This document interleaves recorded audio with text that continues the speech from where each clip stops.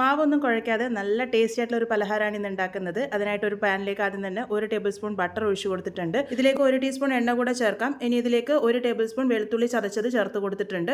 അതൊന്ന് നന്നായിട്ട് മൂപ്പിച്ചെടുത്തതിന് ശേഷം ഇതിലേക്ക് ഒരു മീഡിയം വലുപ്പത്തിലുള്ള സവാളയാണ് ഇട്ട് കൊടുത്തിരിക്കുന്നത്. സവാളയും ഒന്ന് ചെറുതായിട്ട് വാടി വരുന്നത് വരെ മാത്രം ഒന്ന് വഴറ്റിയെടുക്കാം. ഇതിലേക്ക് 100 ഗ്രാം ക്യാബേജ് ചെറുതായിട്ട് അരിഞ്ഞതും ഒരു ക്യാപ്സിക്കത്തിന് പകുതി ചെറുതായിട്ട് അരിഞ്ഞത് മീഡിയം വലുപ്പത്തിലുള്ള ക്യാപ്സിക്കാണ് എടുത്തത്. ഒരു മീഡിയം വലുപ്പത്തിലുള്ള ക്യാരറ്റ് ചെറുതായിട്ട് അരിഞ്ഞതും കൂടെ ചേർത്തിട്ടുണ്ട്. പച്ചക്കറി നിങ്ങളുടെ ഇഷ്ടാനുസരണം ചേർത്ത് കൊടുക്കാം. ഇതിലേക്ക് ആവശ്യത്തിന് ഉപ്പും കൂടെ ചേർത്ത് നല്ലപോലെ വഴറ്റിയെടുത്തിട്ടുണ്ട്. ഇനി ഇതിലേക്ക് 100 ഗ്രാം വേവിച്ച ചിക്കനാണ് ചേർത്ത് കൊടുത്തിരിക്കുന്നത്. ഉപ്പും കുരുമുളകും ഇട്ട് വേവിച്ച് ഒന്ന് ചെറുതായിട്ട് ഉടച്ചെടുത്തിരിക്കുന്നതാണ്. എരിവിന് പാകത്തിന് 1 ടീസ്പൂൺ ചില്ലി ഫ്ലേക്സും കൂടെ ചേർത്തിട്ടുണ്ട്. എല്ലാം കൂടെ നന്നായിട്ട് മിക്സ് ചെയ്തെടുത്തതിന് ശേഷം ഒരു മിനിറ്റ് നേരത്തേക്ക് അടച്ചു വെച്ച് നല്ലപോലെ തന്നെ വേവിച്ചെടുക്കാം. നല്ലപോലെ ഫ്ലേവറൊക്കെ എല്ലാ ഭാഗത്തേക്ക് എത്താൻ വേണ്ടിയിട്ട് സഹായിക്കും. ഇതുപോലെ ഒന്ന് അടച്ചു വെച്ച് വേവിച്ചതിന് ശേഷം നമ്മൾ ഈ ഒരു പാനിലേക്ക് തന്നെ 1 ടേബിൾ സ്പൂൺ ബട്ടറും കൂടെ ചേർത്തിട്ടുണ്ട്. ഇനി ഇതിലേക്ക് 1/2 ടേബിൾ സ്പൂൺ മൈദ ചേർത്ത് ആദ്യം ഒന്ന് വഴറ്റിയെടുക്കാം. മൈദയുടെ പച്ചമണക്കം മാറുന്നത് വരെ വഴറ്റിയെടുത്തതിന് ശേഷം 1/4 കപ്പ് പാൽ ഒഴിച്ചു കൊടുക്കാം. പാല് ചേർത്ത് നല്ലപോലെ തന്നെ ഒന്ന് മിക്സ് ചെയ്തെടുക്കാം.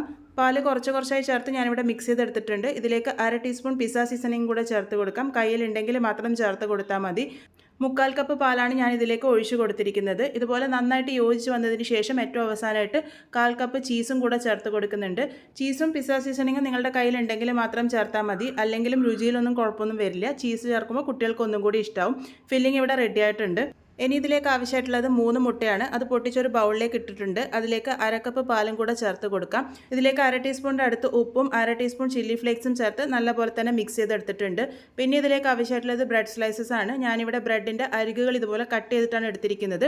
ഇനി ഇതെങ്ങനെയാണ് സെറ്റ് ചെയ്യുന്നത് നോക്കാം. ഇതുപോലത്തെ പാൻ എടുത്ത് അതിലേക്ക് 1/2 ടീസ്പൂൺ ബട്ടർ ഒഴിച്ച് എല്ലാ ഭാഗത്തേക്കും നല്ലപോലെ സ്പ്രെഡ് ചെയ്തതിന് ശേഷം നമ്മൾ തയ്യാറാക്കി വെച്ചിരിക്കുന്ന മാവിൽ നിന്നും ഒരു തവി ഒഴിച്ച് എല്ലാ ഭാഗത്തേക്ക് എത്തുന്ന രീതിക്ക് ഇതുപോലെ ചുഴറ്റി കൊടുക്കാം. അപ്പോൾ തന്നെ ഫ്ലെയിം ഓഫ് ആക്കിയിട്ട് ബാക്കിയുള്ള സെറ്റിംഗ് ചെയ്ത് കൊടുക്കാം. ഇതിലേക്ക് നമ്മൾ നേരത്തെ കട്ട് ചെയ്ത് വെച്ചിരിക്കുന്ന ബ്രെഡ് നേരത്തെ തയ്യാറാക്കി വെച്ചിരിക്കുന്ന മുട്ടയുടെ കൂട്ടിൽ നല്ലപോലെ തന്നെ ഡിപ്പ് ചെയ്തിട്ട് ഒരു ലെയർ പോലെ ആക്കിയെടുക്കാം. ഇതിൻ്റെ മുകളിലേക്കായിട്ട് നമ്മൾ തയ്യാറാക്കി വെച്ചിരിക്കുന്ന ചിക്കൻ്റെ ഫില്ലിങ്ങും ഒന്ന് ലെയർ ആക്കി എടുക്കാം. അരികുകൾ വിട്ടിട്ട് വേണം ഇതൊന്ന് സ്പ്രെഡ് ചെയ്തെടുക്കാൻ വേണ്ടിയിട്ട്. ഇതിൻ്റെ മുകളിലേക്കായിട്ട് വീണ്ടും ബ്രെഡിൻ്റെ ലെയർ ആക്കി എടുക്കാം. അതിന് മുകളിൽ വീണ്ടും ചിക്കൻ്റെ ലെയർ വെച്ച് അങ്ങനെയാണ് ഇത് സെറ്റ് ചെയ്തെടുത്തിരിക്കുന്നത്. ഏറ്റവും അവസാനമായിട്ട് നമ്മളുടെ മുട്ടയുടെ മിക്സ് മുഴുവനായിട്ടും തന്നെ ഇതിലേക്ക് ഒഴിച്ചും കൂടെ കൊടുത്തിട്ടുണ്ട്. അതിനുശേഷം ഏറ്റവും ലോ ഫ്ലെയിമിൽ വെച്ചിട്ട് വേണം ഇത് കുക്ക് ചെയ്തെടുക്കാൻ വേണ്ടിയിട്ട്. ഏറ്റവും ലോ ഫ്ലെയിമിൽ തന്നെ വെക്കാൻ വേണ്ടി ശ്രദ്ധിക്കണം. അല്ലാന്നുണ്ടെങ്കിൽ അടിയിലൊരു തവ വെച്ചിട്ടും നിങ്ങൾക്കിത് തയ്യാറാക്കി എടുക്കാവുന്നതാണ്. 15 മുതൽ 20 മിനിറ്റ് നേരത്തേക്ക് നല്ലപോലെ തന്നെ അടച്ചു വെച്ച് വേവിക്കുക. അതിനുശേഷം മാത്രം മറിച്ചിട്ട് കൊടുക്കുക.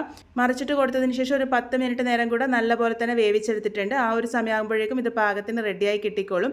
നല്ല ടേസ്റ്റി ആയിട്ടുള്ള ബ്രെഡും മുട്ടയും അതുപോലെ തന്നെ ചിക്കനും ഒക്കെ ഉപയോഗിച്ചുള്ള നമ്മളുടെ പലഹാരം ഇവിടെ റെഡി ആയിട്ടുണ്ട്.